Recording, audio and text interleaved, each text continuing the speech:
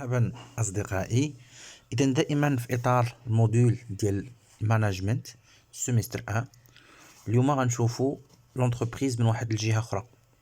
غنشوفو لونتربريز كوم اون سيلول سوسيال. المقاولة مديرة بحال واحد المجتمع صغير، واحد الخلية، واحد المجتمع، وبحيث الأفراد ديال هذا المجتمع تيتعاونوا بيناتهم، تيقسموا الأدوار بيناتهم، تيقسموا الخدمة بيناتهم، وتيكون عندهم مصير مشترك. L'entreprise rassemble des individus qui consacrent à leur travail un temps appréciable. دونك المقاولة تجمع ليا مجموعة من الأفراد. هاد الناس هادو تيعطيو الوقت ديالهم مقابل واحد الصالير، مقابل واحد الراتب. دونك هما تيخدموا وكيتسناو واحد المقابل،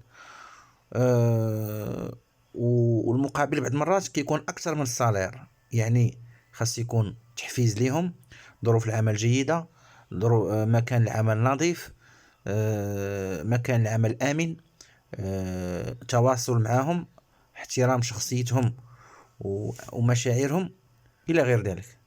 دونك هما هاد لو طرافاي اللي تيديرو خصو يكون هاد الشيء كله خصو يزدهر داخل المقاولة باش يكون مجتمع صحي، ويكونوا ناس مكونين مزيان بصحتهم مزيانين إلى غير ذلك. Et même temps au lieu d'épanouissement et un lieu de frustration et de conflit.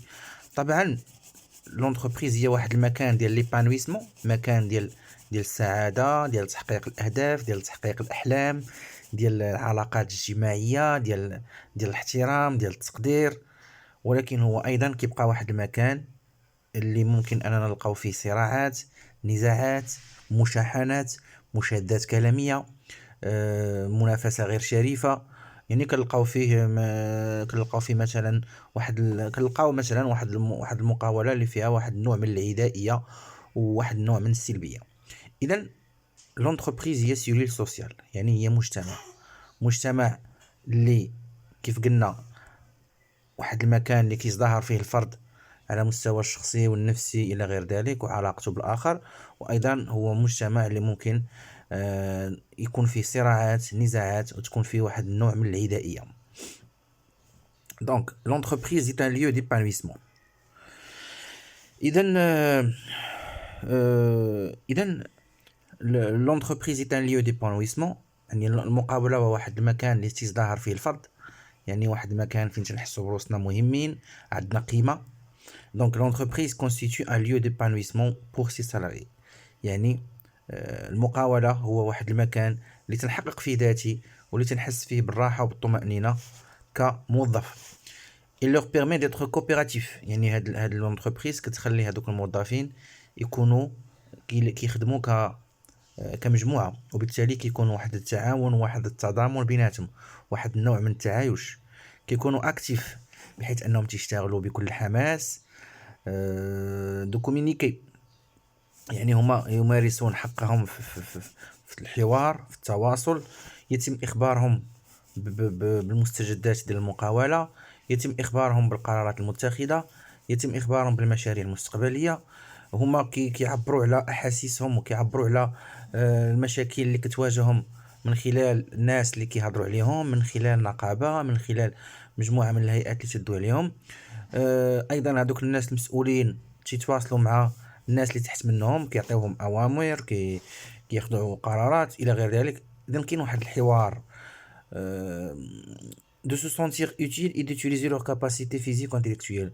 اذا هو واحد ليو ديبانويسمون، بحيث ان الموظفين تيحس براسو انه كينفع المقاوله اللي كتشتغل فيها، تيكون راضي على ذاته، بحيث انه تيقوم بواحد العمل اللي هو عمل جميل، وعمل اللي فيه نوع من التخطيط، فيه نوع من العقل، فيه نوع من الحكمة، من التفكير. وبالتالي كنحس براسي كنقدم شي حاجة اللي هي مثيرة للاهتمام. دونك هذه أنا لونتربريز كمجتمع اللي تيزدهر فيه الفرد.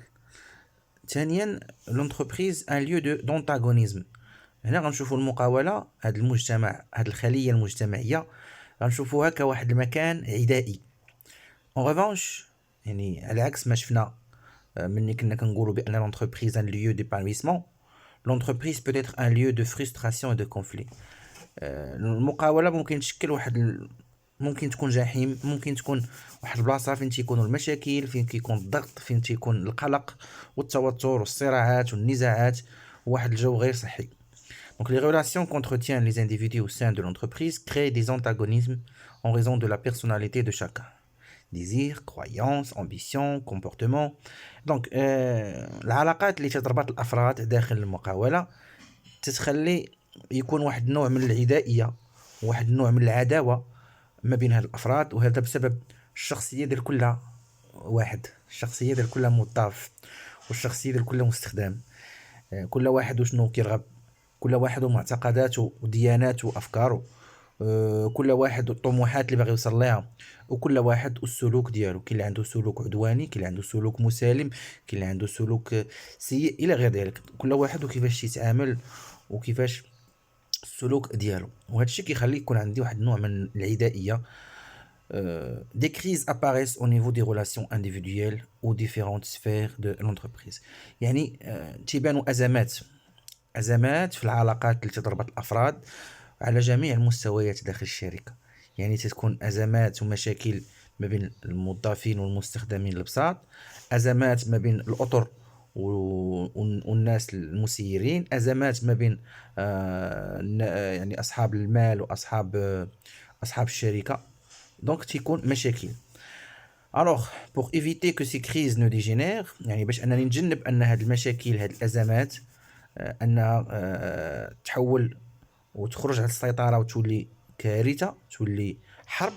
Le dirigeant doit maintenir un bon climat social dans l'entreprise pour prévenir et traiter les conflits. Donc هذاك المسير ولا الماناجر خصو يحافظ على واحد الجو زوين داخل الشركة، يحافظ على واحد الجو ديال الثقة، واحد الجو ديال المحبة، ديال التعاون داخل الشركة، بحيث انني ملي تيبان ليا غيكون شي صداع ولا غيكون شي مشكل، قبل ما يوقع داك الصداع كنحاول ندخل ونعتق الموقف ونصلح الخواطر ونقاد الامور.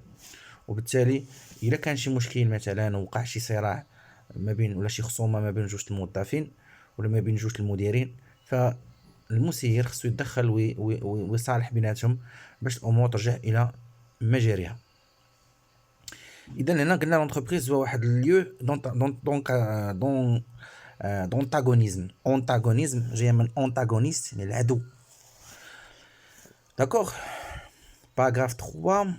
Les outils d'aide au suivi de la situation sociale. Tableau de bord social, législation sociale.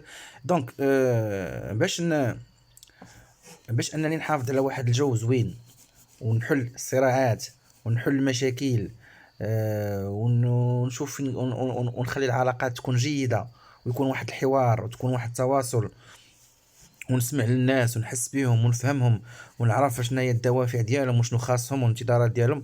تيكون عندي ادوات، هاد الادوات تتخليني نتابع عن كتب التطورات في هذا المجتمع الصغير اللي هو المقاولة. كاين عندي لو طابلو دو بور سوسيال. ان طابلو دو بور سوسيال يعني هو واحد طابلو دو بور، واحد الطابلو دو بور هو بحال واحد المنصه ديال القياده، بحال مثلا الطوموبيله كاين عندها الطابلو دو بور. هذاك الطابلو دو بور اش فيه مثلا هذاك المؤشر ديال السرعه، فيه المؤشر ديال البنزين، فيه المؤشر ديال مثلا غندور على اليمين ولا غندور على اليسار. ممكن تلقى فيه كاميرا الا بغيتي، ممكن هذيك البلاصه اللي قدامك في الطوموبيل تتعطيك بزاف ديال المؤشرات ديال لي زانديكاتور. هذوك المؤشرات كيخليوك تقود هذيك السياره بواحد الشكل افيكاس، وبالتالي انت ملي تكون تسايق الطوموبيل تكون عارف شحال غادي بالسرعه، عارف واش الشباب محلول ولا لا، عارف شحال هذاك شحال المازوط واش قريب يتقادا ولا لا. بحال مثلا ملي قرب يتقادا لك البنزين تشعل واحد البوله باش تعلمك. اذا هذه امور كتخليك تاخذ واحد القرار باش تقود هذيك السياره بشكل فعال. كذلك المسيرين ديال الشركه ولا الماناجر تيكون عنده واحد طابلو دو بور سوسيال باش كيكون كيعرف الناس اللي طالع عليها الدم في الخدمه، الناس اللي تتبطل، الناس اللي باغا تخرج بحالها، الناس اللي تتخاصم، الناس اللي ما تجيش، الناس اللي عندها علاقات سيئه مع الاخرين، الناس يعني كتعرف كل شيء. او لا ليجيسلاسيون سوسيال. لا ليجيسلاسيون سوسيال يعني تنطبق قانون الشغل.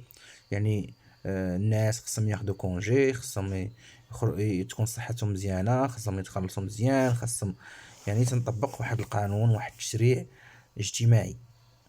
Donc, conscient de la nécessité de prévenir les conflits de travail. دونك هذوك المسيرين تيكونوا واعيين بان ضروري انني نستابق المشاكل والنزاعات والصراعات اللي تتكون داخل الخدمه. ما خاصش يكون عندي واحد الجو ديال الشحناء والعداوه داخل الشركه. دونك لي ديريجون هاد المسيرين هادو ايطابليس ان طابلو دو بور سوسيال. دونك هاد المسيرين تيصاوبوا واحد الطابلو دو بور، يعني تيستخدموا واحد اللوجيسيال ولا واحد البرنامج ولا تيستخدموا اكسل ولا اي برنامج ولا قاعده بيانات تكون مصوبه بواحد الشكل انها تتكون مؤشرات، وهاد المؤشرات كتكون كتجمع معلومات وتتعطينا مؤشرات. هاد المؤشرات حنا تنقوموا بتحليلها وقراءتها، وعلى اساسها تناخذوا بعض القرارات باش ما يكونش صراع ونزاع داخل الشركه، باش ما تكونش مشاكل. Donc ce tableau de bord social rassemble les principaux indicateurs sociaux tels que les indicateurs de mobilité. يعني قلنا هاد الطابلو دو بور هذا بحال واحد المنصه ديال القياده فيها مجموعه من المؤشرات الاجتماعيه. هاد المؤشرات مثلا ديال الناس اللي تدخل، الناس اللي تخرج، الناس اللي تنبدلوهم بناس اخرين، لابور تيرنوفر، يعني الناس اللي مثلا الا كان هاد لابور تيرنوفر طالع يعني راه كاين مشكل، يعني تيكونوا مثلا الموظفين مع تيدخل الشركه ما تيكملش فيها 3 شهور شهرين تيديميسيوني، مع تيدخل ما كيكملش شهر شهرين تيديميسيوني. يعني هنا كاين مشكل في التسيير، كاين شي حاجه ماشي هي هذيك لي زانديكاتور دانتيغراسيون للناس اللي تتخرج اللي تمشي في حالها. لي زانديكاتور لي ان امبلوا، يعني غنشوفوا الاقدميه، واش كاينه ناس اللي تسجل الشركه وتتبقى سنوات على دليل على انهم راضين على الخدمه ديالهم في ديك الخدمه. كاين لو طو دابسونتيزم، يعني الناس اللي تتغيب علاش كتغيب. كاينه مؤشرات اللي عندها علاقه بالخلاص ديال الخدامه يعني بتقييم العمل ديالهم بحال لا ماس سالاريال، كنشوفوا شحال ديال لي سالير تيتعطاو، واش كاينين دي بريم، واش كاينين شي حوافز، واش كاين شي تعويضات، واش كاين دي زافونتاج. دونك هاد لو طابلو دو بور فيه هادشي كامل. Donc ces indicateurs permettent de comparer périodiquement les résultats aux objectifs et analyser les écarts pour déterminer les actions à entreprendre. Donc هاد المؤشرات اللي تتكون عندي في الطابلو دو بور كل مثلا سيمانه ولا كل شهر ولا شنو تندير، كنحاول نشوف النتائج اللي تحصلت عليها والاهداف. بحال مثلا انا كنت بغيت نوصل ان واحد الطو دو تورنوفر يكون هابط بزاف، دونك وتنشوف ملي تدوز واحد المده تنشوف واش هبط ولا لا، علاش ما هبطش، فين كاين المشكل. يعني كنشوف هذاك الفرق ما بين داكشي اللي انا كنت باغي نوصل ليه وما بين داكشي اللي وصلت ليه فقط، يعني هذاك هو ليكار. وبالتالي على اساس هذاك الفرق تنشوف شنو هي الاعمال اللي يمكن لي نقوم بها باش نصحح هذا الخلل. مثلا ملي تنشوف بان الناس كتغيب بزاف، دونك انا كنت بغيت ندير نسبه الغياب تكون غير 4%، ملي جيت نشوف لقيت نسبه الغياب 20%. الوغ كاين مشكل، علاش الناس تتغيب وما تجيش الخدمه.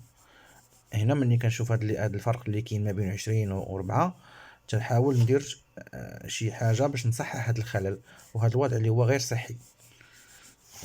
De même, pour éviter la dégénérescence des crises, le dirigeant veille sur l'application de la législation sociale, structure les relations au sein de l'entreprise. يعني هنا باش انني كنتجنب ان المشاكل والازمات ما بين الافراد تخرج على السيطره وتولي تؤدي الى صراع الى شجار والى حرب. دونك هنا هذاك المسير خصو يسهر دائما على تطبيق القانون، وبحيث انه ما كيطبق القانون على اي واحد تي ديباسي الحدود ديالو، وبالتالي كينظم هذاك القانون اللي هو تينظم العلاقه داخل الشركه. كل واحد كيكون عارف خدمته، كل واحد عارف ما له وما عليه، كل واحد عارف المسؤوليات اللي عليه، كل واحد عارف شنو هو الدور ديالو، وبالتالي ما يمكنش شي واحد يتعدى على الاخر ولا يظلمو في شي حاجه. بالتالي كننظموا العلاقه. دونك هو دائما خصو ينظم هذيك. دونك هو تيدير اول حاجه تيستخدمها هو لي طابلو دو بور. هذه هي الاداه الاولى اللي تيديرها باش ان يكون واحد جوده العمل صحي. ديك الطابلو دو بور اللي كيعطينا عده مؤشرات اللي كتخليني اناليزي الفرق ما بين داكشي اللي باغي نوصل ليه وداكشي اللي وصلت ليه، وكناخذ اعمال تصحيحيه خصني نديرها. وكاين انني باش نخليش ان المسائل تخرج على السيطره تنستخدم لا ليجيسلاسيون طرافاي ولا تنستخدم القانون باش كل شيء ما نظلم حتى شي واحد، كل واحد كيطبق عليه القانون. À cet effet, il crée des corps de délégués du personnel et des comités d'entreprise. Donc هنا هذاك الناس المسيرات تخلق واحد الهيئه ديال المندوبين. دوك المندوبين اللي تيدويو باسم العمال، يعني تيدويو على اهتماماتهم، تيدويو على مشاكلهم، تيوصلوا لي ريكلاماسيون ديالهم. وتتكون واحد اللجنه بحال مثلا اللي تبين انه دار شي مشكل، او لا مثلا تحرش بشي واحد داخل العمل، او لا تعدى عليه، او لا نعتو شي نعت ماشي هذيك، ممكن اننا كنديروا ليه واحد بحال المجلس التاديبي، وكنشوفوا شنو المشكل. وبالتالي الا كان السلوك ديالو خطير جدا، او لا المعامله ديالو كانت سيئه للغايه، فممكن اننا نتخذوا قرارات في حقه، بحال اننا نقدروا نطردوه. وبالتالي تتكون هاد الناس هادو اللي تيوصلوا المشاكل والصراعات والنزاعات اللي تتكون ما بين تيوصلوها للهيئة المسيرة. دونك فوالا، آه شفنا بان لونتربريز هي واحد المكان، هي واحد المجتمع كيكونوا فيه رجال ونساء اللي تعيشوا مع بعضياتهم، وتحتاجوا للتحفيز، وتحتاجوا للفلوس، وتحتاجوا للتقدير الى غير ذلك. وايضا هذا المكان ممكن انه يكون مكان يعني مطبوع بالعداوه وبالشحناء وبالبغضاء وبالمشاكل، بواحد الجو سلبي. اذا شفنا لونتربريز من جانب انها تيزدهروا فيها الناس وتيكونوا بخير، شفنا من جانب انها ممكن يكون واحد الوسط عدائي، وشفنا شنو هي الادوات اللي تيستخدموها المسيرين باش كيحيدوا هاد المشاكل وهاد السلبيه داخل العمل، اللي هما طابلو دو بوك سوسيال ولا ليجيسلاسيون سوسيال. اذا بالتوفيق والى اللقاء في فيديو قادم ان شاء الله.